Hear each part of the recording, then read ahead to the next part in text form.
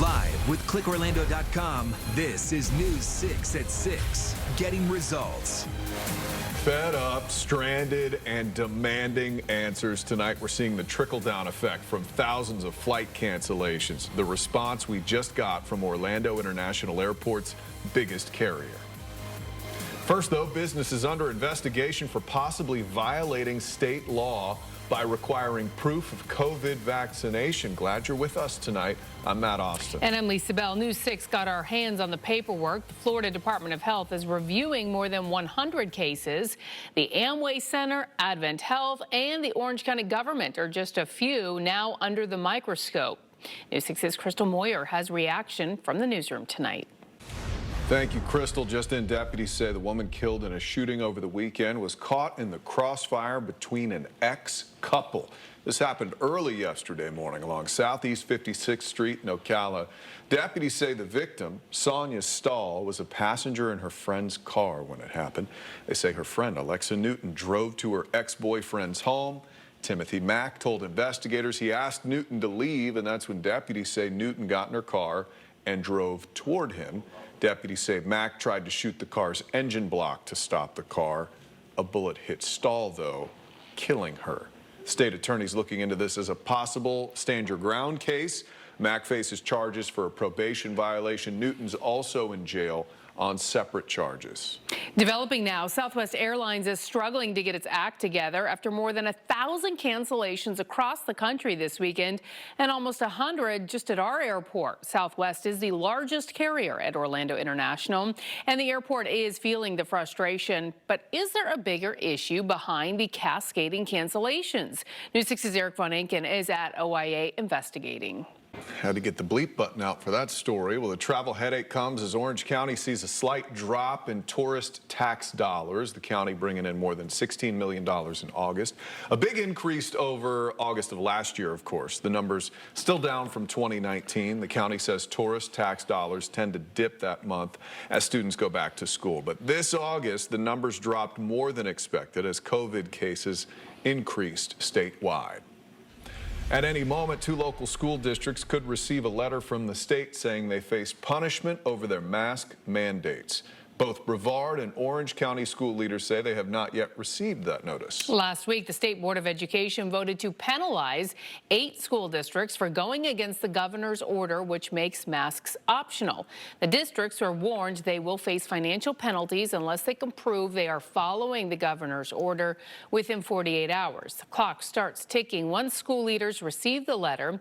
Orange County Public Schools says it will not reach out to the U.S. Department of Education about supplementing those threatened funds until it receives that notice. Its mask mandate is still in place. Brevard County will add an opt-out option to its mask mandate if community spread dips to 50 cases per 100,000 people. The school board is expected to talk about masks during its meeting tomorrow. A new pilot program is in the works to help keep COVID out of the classroom. Orange County health leaders say they're selecting 1 school to take part. They would test 10% of the student population weekly. Leaders say this will give them a better idea of where asymptomatic cases might be. Some spots are getting hit with some rain tonight. Tom Sorrells is keeping a close eye on the radar. Tom. Come take a look right now. Scattered showers are still pouring right along the I-4 corridor and all the way down into Osceola County. Most of you aren't seeing rain, but if you're getting it, you're getting a lot. I'll be back to pinpoint that on radar, talk about tomorrow's rain chances, and look all the way down the road to the weekend. First, though, a special honor years in the making. And I remember upon first sight, I actually fell to one knee. I was so overwhelmed. Crafted in Italy, now on display in Central Florida. We're there as locals get their first look at the statue of a historic figure. You're watching News 6 at 6. Getting results for you on this Monday. We'll be right back. At Advent Health, we believe there are many ways to feel whole because healing is all around. We just have to listen. What's it like to be a wanted man like Brian Laundrie? I was a fugitive on the run, and I know what it takes to stay hidden. Next, Inside Edition. Tonight at 7:30 on News 6. I'm Steven Montiero, a.k.a. Trooper Steve. As a state trooper for 8 years, I've patrolled basically every inch of our Central Florida roads, so I can tell you how to get around them better than anyone else can. I'm Central Florida's only traffic safety expert. Put my experience to work for you. Catch me on News 6 Mornings, Getting Results. You gotta watch before you go. Here's tonight's lineup on News 6, sponsored by Spectrum. At 8, The Neighborhood. At 8:30, Bob Hart's Abishola. At 9, NCIS. At 10, NCIS Hawaii, followed by News 6 at 11. Live with Matt Austin, Lisa Bell. Weather with Chief Meteorologist Tom Sorrells. And sports with Sports Director Jamie Say. This is News 6 at 6. Getting Results. Central Florida gets its first up-close look at a historic piece of marble. A statue of Dr. Mary McLeod Bethune unveiled in Daytona Beach today.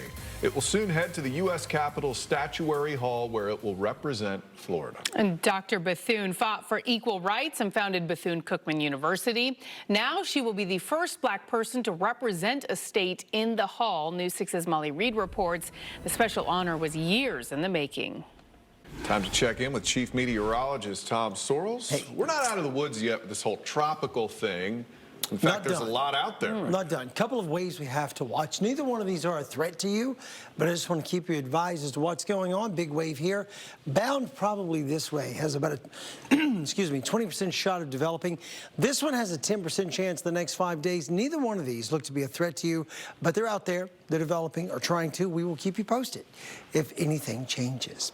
Daytime high today in Orlando was a burner. We had a daytime high of 89. Overnight low this morning was 70. Average on this time of year should be about 86. So obviously we're well above normal. I'm afraid that's going to continue for a few more days. Here's radar tonight. Scattered showers are out there. These pockets of rain. A little bit heavy at times outside of Holopaw 441. It's pouring rain and into downtown Orlando. It's become mostly a east side thing now instead of a west side thing. These scattered showers are dying sort of, well, almost in place. It's still raining in Azalea Park. Farther to the north, here's Apopka, Wekiva Cove Road picking up scattered showers right along the area. 441 makes that big bend there. See, it's raining pretty heavily in that little green dot. Now, I'm going to stand here, and you watch future radar in the next 2 hours.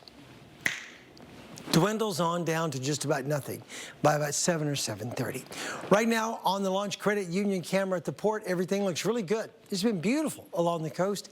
83 degrees here at news time. FHIE remodel cam Daytona Beach, the temperature reading is 81, and currently in downtown Orlando on the health camp, things have improved. Still a lot of cloud cover, grayness looking to the north, but it's not pouring rain downtown this time.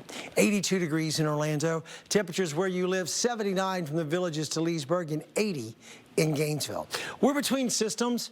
2 pockets of low pressure, troughing us off the east coast, and a big low up here in the nation's interior, driving that cold front into the mid-south. Neither one of those are going to do anything for you. Clouds and rain forecast for you. We wrap the rain up tonight, but tomorrow we're right back in the same situation. Wind coming in from the north to the northeast, a few little pockets of rain coming through. Nothing to wreck the entire day, but by, say, 3:30 tomorrow, that is what radar will look like. Then as we go into Wednesday, we turn right around and do it again. Onshore flow, a few more pockets of heavier rain. Some of them will be on the coast by Wednesday. Low tonight in Orlando is 71. Here's tomorrow. Your forecast brought to you by Del Air Heating, Air Conditioning, and Plumbing. A whole lot like today. The daytime high goes to 89. Rain chances max at 20%. Come look at the week ahead. An overnight low tonight under a clearing sky of 71, then 89 tomorrow, 90 on Wednesday, Thursday, 90. And look at those rain chances. Every day for the next 3, a 20% shot, and we only hit a 30% chance of rain on the weekend.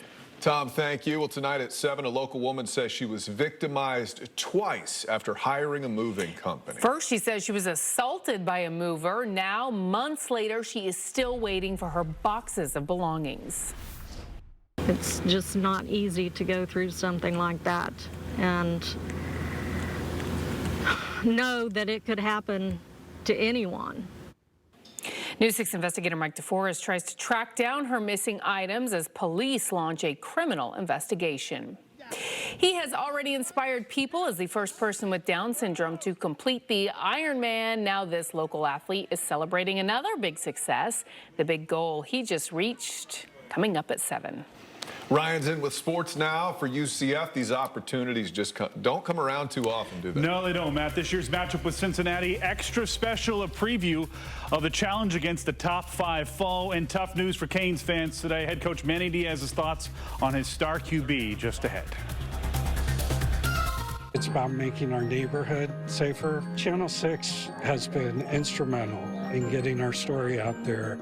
Experience amazing. Visit us today at lexusofwinterpark.com. Think you can beat News 6 in a Pick'em contest? Become a News 6 insider. Enter our Pick'ems contest, and you can win a $100 gift card to Beef O'Brady's. Brought to you by Academy Sports and Outdoors. Welcome back to News 6. They've played the likes of Florida and LSU and beaten the likes of Alabama and Auburn. But this coming Saturday represents a truly historic opportunity for UCF. News 6 photojournalist Nathaniel Rivas has a preview. And we'll be right back. This portion of the news is sponsored by Starling Chevrolet. Get caught up on all the new attractions, festivals, and celebrations with our In the Loop Theme Park Scoops newsletter. We share the biggest stories on our attractions in one newsletter for you. Sign up today at clickorlando.com/newsletters. We appreciate you spending some of your Monday with us. The CBS Evening News with Nora O'Donnell is next. You can always get the latest headlines on our website, clickorlando.com. We'll see you back here at 7.